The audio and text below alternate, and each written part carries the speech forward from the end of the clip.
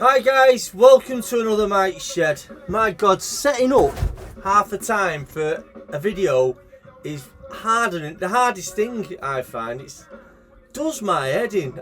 Finding space, moving things round. So today I thought we'd try a different angle. And basically I just wanted to, it's just basically a channel update. All there is me. Quick chat, quick hello, and keep myself ticking along in this YouTube super telecommunications highway. So yeah, so here I am, and it's just basically a bit of a catch up on things that are going on. I've actually had no joy with the next Hidden and Stranger event so far. I can't actually get hold of anyone. Obviously that'll probably change in April when we come out of lockdown, but it's something I'm determined to do. Also I have I'm going to be placing an order for more t-shirts. If you look on my Instagram, if you know, it's a bit of a variety of styles and ideas, designs, some more complicated than others, but they're all just literally fun, good fun, and I want to try and sell them on Instagram, but I haven't got I'm really unsure of how to do it, so that's something I'm working on. Just turn this down a second. I'm using the side buttons on the TV. I've not got a remote, and you know, remembering where the correct buttons. I've turned the TV off like 5 times before I started this video, so I just thought I'd put some tunes on. Again, I've still got to use the volume controller on the side of the TV, so bloody frustrating. So yeah, so I'm looking to another Hidden and Stranger, as I told you a couple of episodes ago, and again I'm trying to get that sorted out is near most impossible, to be honest with you, right now. So, and second of all, I'm going to be getting some more t-shirts made. So again, if you look on my Instagram at Mike's Shed, at Mike's underscore shed on Insta, I don't post that many things. I'll probably put it in a story, the story box, or the story projector. I tend to put them in there. So yeah, see if you're interested. I need to think of a better way to advertise that, really, to get myself out there, that sort of thing. Again, it's just fun. It's not some big profit making thing. I just buzz off getting some of my creativity out there and on people's bodies. That's what it's all about, isn't it? Yeah, so if you keep an eye on that, I'm sure there'll be something to tickle your fancy, for want of a better word, on my Instagram page. So yeah, so speaking of Instagram, I've been posting a few of my little collectibles and purchases, not all of which I put on here. One, damn, I didn't bring out with me. Power's going down already. You can't win with this, can you? Show business, who'd have thought it? So yeah, basically I've been posting stuff on my Instagram. One thing I didn't bring out of me today was my Titan, Attack on Titan DVD, which I purchased the other week. Attack on Titan 2, which is based on an animated series, which I didn't know. I'd not even heard of it. Somebody about 4, 5, 6 years ago recommended I watch it, and I went online. I just bought it. I just went out and bought Attack on Titan the movie, and it was a live action. I actually thought the whole series was live action. Didn't realise it was anime. So yeah, I'm going to be getting my hands on the anime one. I believe Retro Chef, you said it's highly recommended and even better than the live action, of which I really liked, to be honest with you. I thought it was really, to be honest with you, I had no idea what to expect. You put a live action manga or anime, it's not anime, is it? Do you know what I mean? That sort of manga movie, and it's always really corny, and I was a bit like, first, so make believe and fairy tale, but at least he got the balls to go out there and do something so kind of ridiculous in a way, and fairy tale like, the way I find the Japanese movies are made, these sort of live actions based on animes. And you know, if you look at Ghost in the Shell, would I imagine be totally different if it was an actual, I mean, it might be a Japanese director, I don't know, but an entire Japanese film would have such a different feel, I'm almost certain. But again, Ghost in the Shell I really like. But getting back onto Attack on Titan, I absolutely loved it. And I'll be honest with you, it freaked me the F out. It was, what a creepy movie. I don't want to tell you too much if you're not familiar with the series or the movies, but really worth a watch. Again, it's subtitled, which, you know, I prefer that, to be honest with you, than dubbed, or putting the actual dubbing over it. I was like, what the fuck are these things? And it just blew my mind. So I ordered Attack on Titan 2. That's turned up. I wanted to bring it out here. I wanted to show you the pair of them, but I'll probably whack one on me and do a nice little montage of Attack on Titan on my Instagram. But yeah, really impressed with the first one. So I'm hoping the second one is up to scratch, and then I'm doing it all back to front. I will move on to the animated series. I feel a bit daft thing to do now is to start sticking the animated series in between. I can see why Retro Chef Lee, you preferred the animated series, because that's the first one you've watched, and you've watched that full suite of films. I think you have anyway, but it's quite interesting, and I do look forward to getting the animated series. And I do like manga and anime. I don't actually watch as much of it as some people and friends of mine may think. I actually only watch a handful of films. I do own some that I bought bulk, and I'll be honest with you, I don't think I do own. I think I sold them. I did. I sold a couple that I had on VHS. Damn, yeah, I sold a couple. I think it's the Cowboy Bebop or Bubblegum Crisis. Can't. So, yeah, so I did post some stuff on Instagram, and I did say one of the things I posted, there was a little bit of a story behind it. Not behind this. This is what I'm talking about. Rambo First Blood on VHS. Now, the story's not behind the VHS. The story's about the film in general. I was a massive First Blood fan. I thought it was an absolutely brilliant movie, and sort of blew me away. It's like one of our first VHSs we rented all them years back in the early 80s. And so when Rambo came out, what was probably like a 4-year interval felt like in 20 years. It was almost like the reignition of Star Wars. It was like, and you know, they showed you the sort of the scene with the bow and arrow blowing up the evil general or whatever. And as a kid, you're like, oh, I've got to go and see it. He's got a bow and arrow. You know, he had a bow and arrow, and he had a red headband, and he wouldn't have his top off, and he was, God, I want to go and see this film. But I was only like 13, 14 at the time, so there was no way I was getting it. I think it was a 15. I might have been even 12. I'm not too sure now. It was so long ago. But anyway, so around that time, we rented all our VHS from a shop called Radio Rentals. Now, wherever you lived, you may have had a shop called the Ready Fusion, Radio Rentals, or Granada. Up north was Granada, TV and video TV rental.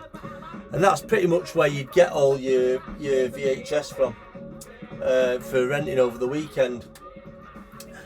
And we were renting 1 or 2 videos every weekend, or me and my brothers were.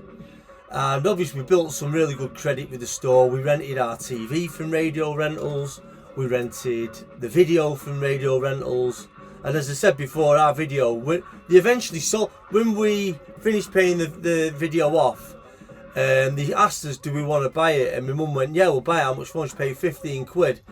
And we rented it. It was a VHS Ferguson video star, and we rented it from, it could have been 1980, 81 or 79, 80, say 80, right through until probably 1996. I fucking kid you not. We probably paid about fucking £4 for that VHS. That's the mentality you're dealing with here. That's that old school, keep it on the tick, you know. And we probably fucking paid for every video in the shop, but besides the point. So, for being such loyal customers, my mother was given a gift voucher, or we won it for the cinema. And it was, I think the ticket was for the AB Cinema on Deansgate in Manchester. And at the time, there was a couple of movies out. Ice Pirates was the main one, along with Rambo. And I remember saying to my mum, she goes, "What are you going to see?" And I was like, "Well, I can't go, I'm going on my own." She goes, "No, you've got a ticket for 2, take a friend." So I asked a mate called Darren, Daz Jones, if he wanted to come with us, and he sort of bit my hand off. We knew damn well what we were going to see. We weren't going to see fucking Ice Pirates, we were going to go and see Rambo. And we were sort of like really nervous and apprehensive. I thought, we ain't going to get in, blah, blah, blah. So we got the bus up to town. It was a Saturday, and there was like a 3 o'clock viewing at the ABC, which is now Moon Under the Water, a massive pub on Deansgate. And we're like, "Right, Darren, how are we going to do this? How are we going to do it, mate?" And he says, "Right, well, your tickets, you go in and you ask." So we both walked in, went up to the till after fucking standing nervously outside for, you know, you think we're buying drugs, you know. And we went up to the till, and I says, handed him in and says, "2 for Rambo, please." And she went, "Yeah, okay." And she took the tickets and she went, "Are you Michael?" I was like, "Yeah." And she went, "Oh, your mum's rang up and said you're going to see Ice Pirates." I was like, "You fucking what?" Honestly, I couldn't believe it. I said, no, I've come here to see Rambo." And she says, "No, your mum's rang up. She's a bit nervous because you're only 12 or 13. She didn't know you'd know what to do." Honestly, not only was I fucking embarrassed and totally humiliated, I was fuming. I was like, why the fuck would she do that? So I says, "Well, I don't want to see Ice Pirates, so I want to go and see Rambo." She says, "It's 15. I says, "Well, I'm 15. She goes, "What's your date of birth?" Could I remember? I can't even remember my own date, my proper date of birth at the best of times. Could I remember? Could have bollocks. And that was it. She says, "I'm sorry, love, I can't let you in." And I went, "There's no one in." There was literally no one there. Me and Darren were the only people in the place. "I'm sorry, I'd get in trouble." I was like, fuck's sake. So when there was no mobile phones then, I'd been on the phone to him, I'd been giving her a right fucking mouthful. So me and Darren went outside to read. Like, "Fucking hell, mate." I said, "I'm sorry." I said, "My mum's rang up." And even he was looking to say, "Why did she do that?" And I was like, "I don't know." It says, "I think she's worried that we'd have trouble trying to get into pictures with tickets." I told her what bloody movie we were going to see. So I says, I'll tell you what we'll do. It says, "She didn't see you, she only saw me. You take the tickets and I'll go to the, give it 5 minutes. I'll go in and wait in the foyer and sneak past." So Darren was like, "Right, we'll do that." And so Daz went up to the kiosk and I just walked straight past. I don't think she saw me. We're the only people in there. I was about 10 foot away and I walked past, but I think my body language was so I am not with him. She just ignored me totally. She probably thought I was going to the toilet or something. And I walked straight in. I went straight over to had like a Space Invaders or something like that in there. And I just stood on that to put money in and started playing it. And lo and behold, fucking she served him, gave him his tickets, and we got in. We've got in and seen it. And we're probably about three or four people, from what I remember. Darren might correct me on this. We were the only people in there watching this fucking film. and it was just brilliant. The only problem was I can't remember if we had time to get any. I don't remember eating any popcorn, and I love popcorn in my movies. And we got in and we got to see Rambo, and we were fucking buzzing. We were talking about it in school on the Monday, and it was just fantastic. To be honest with you, she might have felt, oh, poor bastard, just fucking let him get in, you know what I mean? And I think it could have been a case of that, but you know, we got in there. It was almost jeopardised by my mum. With the best intentions, she was just worried that, you know what it's like sometimes, because you're young and you've got these tickets. She's like, where have you got these from? You know, he's too young to have a radio rentals voucher. And it all turned out good. We got in and we got to watch the movie, and we had a great laugh, me and Dad. And we remember we talked about the film all the way home. And we did. The only time I remember talking about the film all the way home was probably if it was a big Star Wars, Empire Strikes Back, Star Wars movie, Return of the Jedi. But the one that sticks in my mind to this day, the one I couldn't stop thinking about it, was when we went to see Ghostbusters. And it was a Sunday night. We had school next day, and my mate's like, come on, we'll go and see it. It was like 7 o'clock, 8 o'clock. I remember me and my mates had to be in. My mum was fucking nuts if I came in late on a school night. And I remember my mate saying, come on, we'll just go and see it. We'll go and see it. And we come out of the cinema about 10 o'clock. We're in town, and again I think it was the ABC. And we come out and we're on Dean's Gang around town, 10 o'clock on a Sunday night. And I think I was about 11 or 12. Can you imagine that now? 11 to 12-year-old being out. I can see why she worried. And we used to get this bus, the 264. And it never turned up. It was always late. It run every hour. It's back in the days where probably bus drivers could take the piss. You know, it's like, I'm getting off tonight, no one down here. And this bus didn't turn up, and we were late. I remember... And I had no money on me. And I remember I had my bus fare, it was 10p on the bus. I remember ringing my mum up by reversing the charges on the phone. Used to ring the operator, explain the situation. It cost my mum about 60p a minute just to tell her where I was. But I was fucking shitting myself. I was thinking, you know, my mum's going to go mad here. Like, she doesn't know where I am. I've not rang up. We're in the cinema for hours. And again, but you know, despite all, we had a fantastic night. We talked about the film, about 3 or 4 of us talked about. I can't remember who it was with. If someone wants to say it was, I can't remember who it was with. It'd be interesting to know who was with that night. We went to go and see Ghostbusters, but we'd only just moved house, and it was advertised. It was weird. The advertisements were on before we're moving house, and then when I moved house, the film came out, and we went to see it. It was all dead alien to me. We were in this new house. Everything was really. It was a really strange time, but yeah. So anyway, that's the tales of old, and I'm afraid I've got nothing for you today. But you know, sometimes you can't be buying every week. It's not about the buying; it's about the entertainment value. Surely. Anyway, I've got to go. I've got to get tea on. Mrs. is coming home from work, and yeah, she works Saturdays, so my dinner day. So thanks for joining me at Mike's Shed.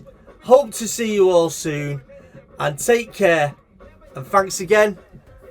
And I don't know how many times I can say goodbye, but I'm going to keep saying it. Take care.